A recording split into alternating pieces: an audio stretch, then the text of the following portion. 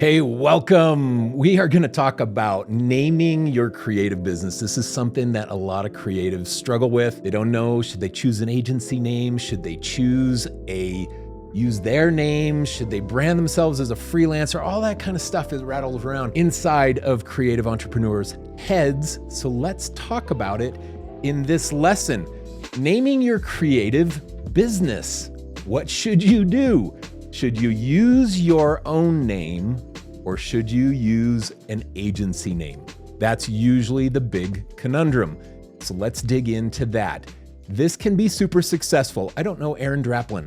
Maybe I do by this time of this video. I need to do some content with him or something.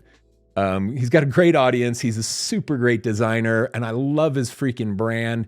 And he uses his own name, Draplin Design Company. Goes all in on that, and he's got the beard and the style, and he's so unique, and he's done such a great job of it. This can be extremely successful to use your own name. Here's another example of one of the most successful agencies of all time, Weeden and Kennedy, that has the names of the partners, the founders, inside of the agency name, Weeden and Kennedy. So here, also super successful. Another example is Superside. Not the founder or owner's name, but an agency name. So this can also be super successful. So if you're thinking this through, on one hand, it doesn't really matter. Name your business and call it something that you love and then go with it. Now, that's the one side. The other side is I overthought this for so long at my agency. I went through some naming iterations, and I'm gonna walk you through that here in a second. But I thought about this all the time. What should this agency name be? And I had a distinct moment when I knew that I needed to change the name of my company. So here we go. We're gonna go into this. In 2002, when I started freelancing, it was Janda Design Company. Janda Design Company, my last name, design company, obvious. And I own jandadesigncompany.com, super long domain. So what we used as the domain was another domain that I owned called Jandaco. Now, over those first 3 years of my agency, I realized that the majority of my clients were calling my agency Jandaco. Jandaco. And some people thought that Jandaco was my actual last name. So I was, hey, Mike Jandaco. So there were some problems with this. I loved the shortened version of the domain, and it was memorable enough, but there were some problems with it. And one of those problems really started to hit in 2008. I had, I think, 12 employees, and then I had a client come in, and they came into the office and they were looking for Mike Jandaco. Hey, can we talk to Mike Jandaco? And I found that I was paying one of my right-hand person, I was paying 6-figure salary, and clients were still looking for Mike Jandaco. My overhead, I don't remember what it was at the time, maybe $100,000 a month or something was my overhead, and clients were still looking for Mike Jandaco. And I was like, man, this is not going to work for me. I can't be talking to every single client if I'm going to have an agency at the size that I have. So I decided we got to rebrand. We have to rebrand and get my name out of the company name. And that's when we switched to Riser Media. Riser Media.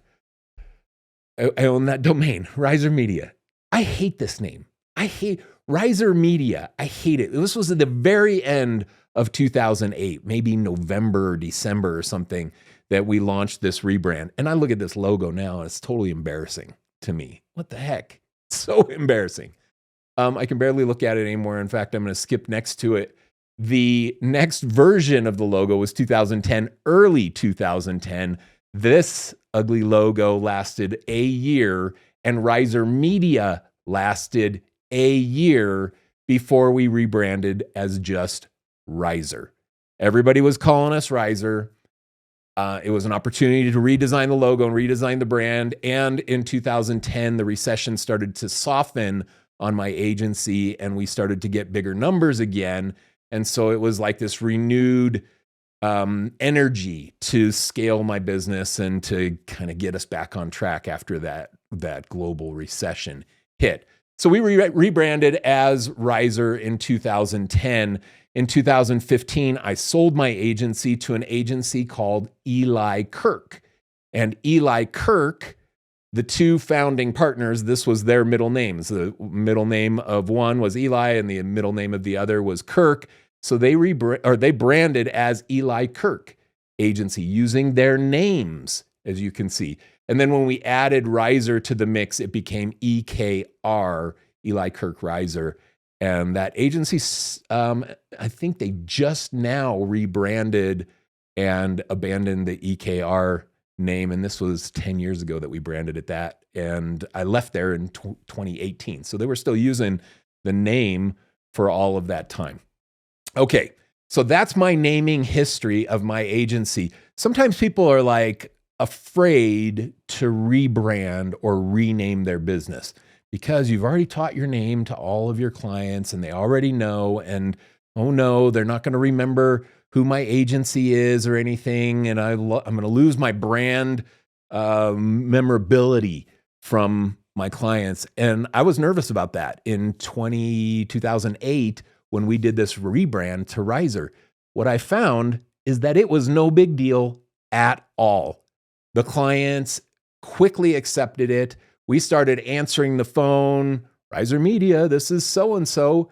And occasionally, one of our team members would answer the phone and say, Jandico, this is so-and-so. And clients would correct them and say, don't you mean Riser or Riser Media? So it was not as big a deal as what I thought it was going to be. People adapt to new names quickly. There have been a lot of big brands that rename. One that I just realized today, Vudu. Vudu was the streaming platform, download your movies and all that stuff. And Vudu is now Fandango Now. I guess Fandango bought Vudu and they're Fandango Now, and Vudu name is abandoned. So it's not that big a deal. Facebook, take Facebook for example. Facebook a few years ago rebrands as Meta for their parent company instead of Facebook as the parent company. How long did it take us to adapt to that? It was super quick, super quick. So your clients are not going to freak out if you rebrand. In fact, it becomes a great moment for you to reach out to them from a marketing standpoint and give them something new and new energy from you. So don't be afraid to do it if you don't like your brand now. All right, let's go back into this. Here's my rule. If you ever plan to hire people and scale to be an agency, then use an agency name now. Get your own name out of it. And that was my vision. My vision was I'm going to scale this to be a real agency. So when I realized that, I should have rebranded as an agency name, and I wish that I would have. It wasn't a big deal doing it 6 years into my agency, but I would have done it sooner had I had that vision. So if you have the vision already and you know where you're going and you know you want to scale this to be a bona fide agency and not just you as an overgrown freelancer or a freelance creative, then yeah, rebrand it as an agency name now. All right, let's go into some rules for naming. The first one, make it ownable. Make it ownable. And this is not going to be a masterclass on naming. We could go way deep. We could do an entire course just on naming. So for this, we're just going to give you some snippets of things to think about when you are naming your creative business or renaming your creative business if you're thinking about doing it. So number one, make it ownable. And my rule here is if you can get the .com, then it's ownable.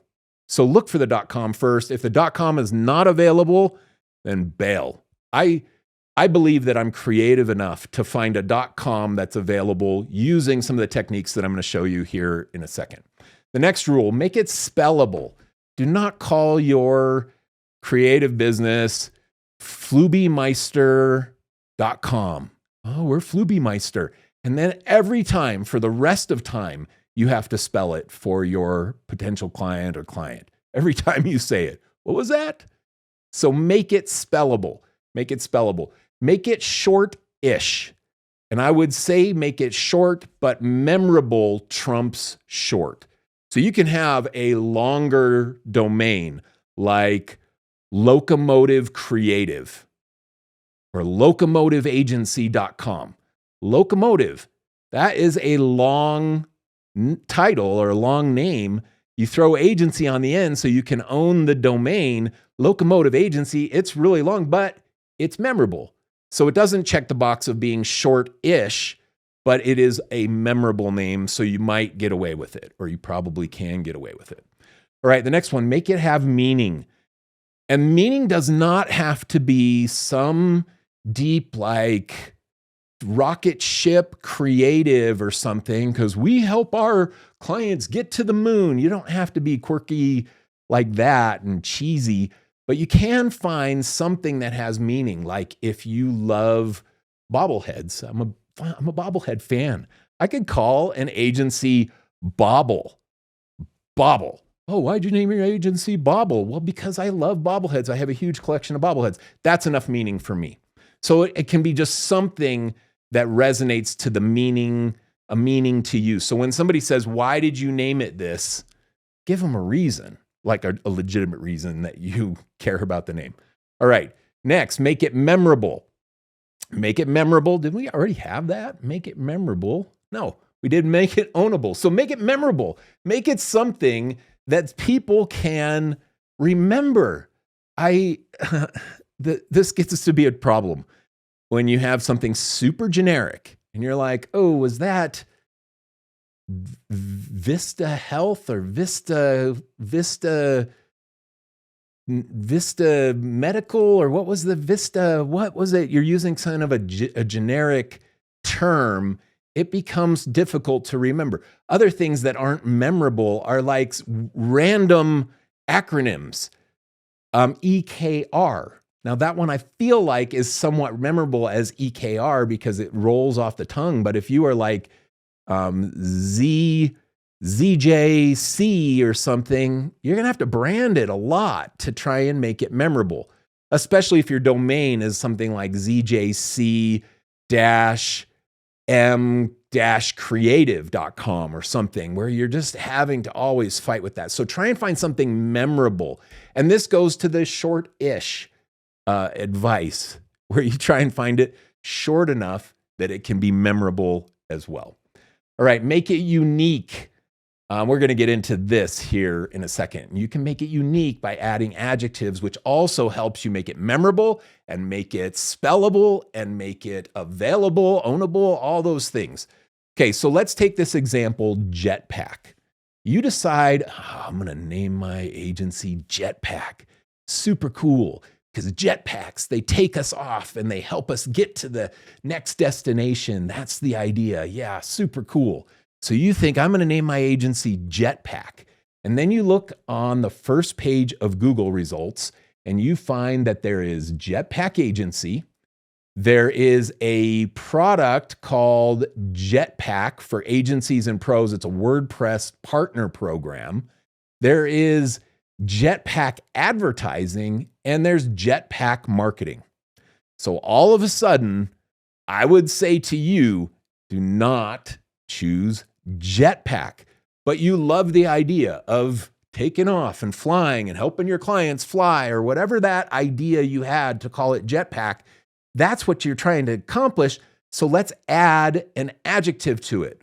Red Jetpack. Red Jetpack.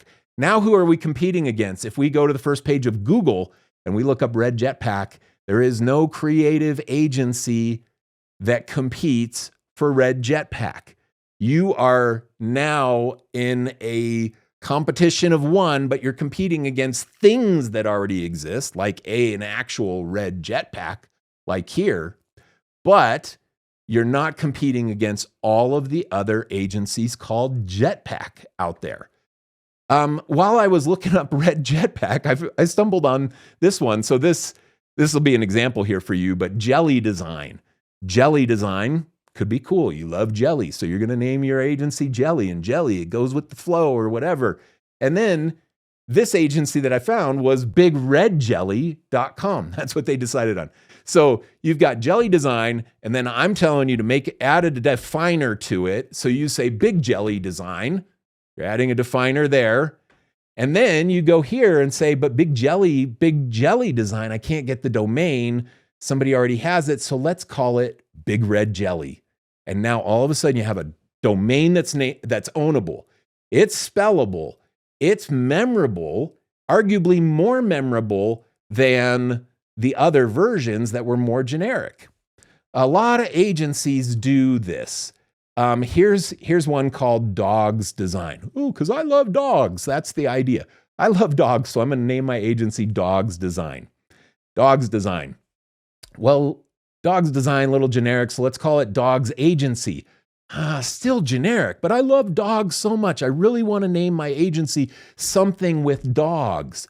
And then you go to Skelly Dog, and Maddie's going to be happy. This is my friend Maddie, has an agency. She renamed this last year. She went through the trauma of naming. She was bouncing names and stuff at me, and I was kind of a sounding board during this process, and she landed on Skelly Dog, and I was like, oh, that is so it. Because it has dogs like you love, but it also has Skelly. And the Skelly became this mascot of hers, the Skelly Dog mascot. Now she has a brand and she has a domain that she owns, skellydog.com. So good. It's memorable. It's spellable. It has meaning. It's creative. It's ownable. It's all the boxes are checked. It's short-ish. It's actually pretty great on the short side. So Skelly Dog, so good. She nailed it. This is what you're going for, not jetpack agency. You got to go a little deeper, dig harder, believe that you are creative enough to figure out this thing. For me, it's competition. I'm competing against the names. That's who I'm competing against. I'm competing because I believe I can win the naming game and figure out a creative name that is ownable and memorable and checks all these boxes that I'm talking about here, short-ish. I believe that I can figure that out. And so that's where I go with naming, especially in agency naming, where you're trying to come up with something that says you're creative. All right, let's go back into this. Deer design. This is another example I'll show you. So deer design. Hey, I'm a hunter. So I'm not a hunter, but let's say I was. Hey, I'm a hunter. So I love hunting deer. So I want to name my agency Deer Design because I hunt every weekend. Well, you could say, okay, well, let's get a little more creative. Instead of deer, let's talk about something that resembles deer or is in that deer family, like antler design. Oh, antler design. That's good. But all of a sudden, that's not specific enough or unique enough. So you could go with Antler Agency or you could go with Red Antler. And this is an agency I think they're in Brooklyn. And I know New York area, I'm pretty sure it's in Brooklyn. Anyway, a super popular agency. They've done some amazing work, have some amazing clients. And this is their agency, Red Antler. Red Antler. Better than just Antler. It is better than just Antler. So it's more memorable than just Antler. All right. That is the naming advice for you. I got a little long-winded on this for some Mike Janda reason. Anyway, hope that gives you some things to think about. Make it ownable, make it spellable, make it memorable. Dig in and win the naming game. You can figure out the name that is perfect for your business. And if you ever think that you want to build this to a real big, awesome agency, then give it an agency name now. Don't wait. If you just want to be freelancer, and I want to say just because it's a great business model. Some people do so well financially and lifestyle-wise. They do great. So if that's the case, then go for it and name it with your name and brand yourself as part of this company name or this business name. Don't be afraid to do that either, because Whedon and Kennedy, arguably one of the greatest agencies ever created, ever, and they're using their own personal names in it. So it's not that you shouldn't do that either. All right, thanks a lot. We'll see you again coming up in another lesson soon.